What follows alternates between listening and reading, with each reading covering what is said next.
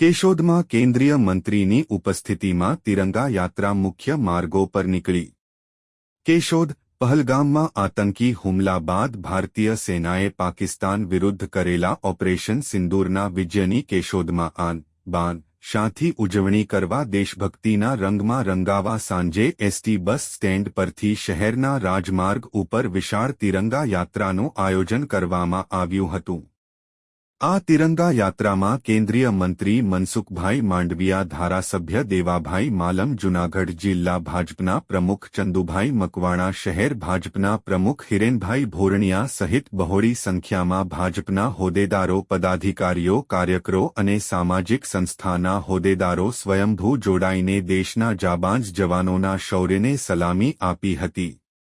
ભારતીય સેનાની ત્રણેય પાંખના જવાનોએ પાકિસ્તાન સામે ફરી એક વખત તેમની વીરતાનો પરચમ લહેરાવ્યો છે। ઓપરેશન સિંદૂર હાથ ધરી પાકિસ્તાનમાં છુપાયેલા 100થી વધુ આતંકવાદીઓનો સફાયો કર્યો છે। આ મિલિટરી ઓપરેશન પાર પાડનારા દેશના વીર જવાનોના પરાક્રમને બિરદાવવા કેશોદ શહેરમાં દેશપ્રેમનો જુવાળ નજરે પડ્યો હતો। સૈનિકોનું મનોબળ મજબૂત કરવા, તેમને એકતા અને અખંડિતતાનો સંદેશ આપવા સાથે દેશપ્રેમથી છલોછલ ભરેલી ભવ્ય તિરંગા યાત્રાનું ચારચોક ખાતે સમાપન થયું હતું।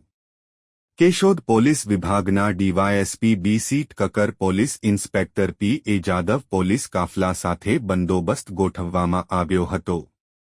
રિપોર્ટર નરેશ રાવલિયા, કેશોદ। પહેલગામ હુમલા બાદ આપણી દેશની સેનાએ જ્યારે પોતાનું શૌર્ય બતાવી અને પાકિસ્તાનને ઘૂંટણીએ લાવ્યું છે, ત્યારે ભારત દેશ છે એ સંપૂર્ણ 140 કરોડ જનતા ભારત દેશની એ આપણા દેશની સાથે, આખા આપણા સૈન્યની સાથે છે એ દર્શાવવા માટેથી આપણા માનનીય સાંસદ અને કેન્દ્રીય મંત્રી શ્રી મનસુખભાઈ માંડવિયાની ઉપસ્થિતિમાં કેશોદ શહેર ખાતે એક તિરંગા યાત્રાનું ભવ્ય આયોજન થયેલું હતું। જેમાં શહેરના દરેક સંતો, મહંતો, વેપારીગણો અને દરેક સામાજિક સંસ્થાઓ અને ભારતીય જનતા પાર્ટીના કાર્યકરો સાથે સૌએ ભવ્ય તિરંગા યાત્રામાં જોડાયા હતા અને દેશની સેનાને દર્શાવ્યું હતું કે સંપૂર્ણ પૂરો ભારત દેશ એ દેશની સેનાની સાથે છે એ દર્શાવવા માટે આજે સૌ રગે રગમાં ભારત માતા અને જય હિન્દ વહે છે એ દર્શાવ્યું હતું। એ માટે આજે કેશોદ શહેર ભારતીય જનતા પાર્ટી વતી અમે સૌ કાર્યકર્તાઓ પણ એમાં જોડાયા હતા। ભારત માતા કી જય।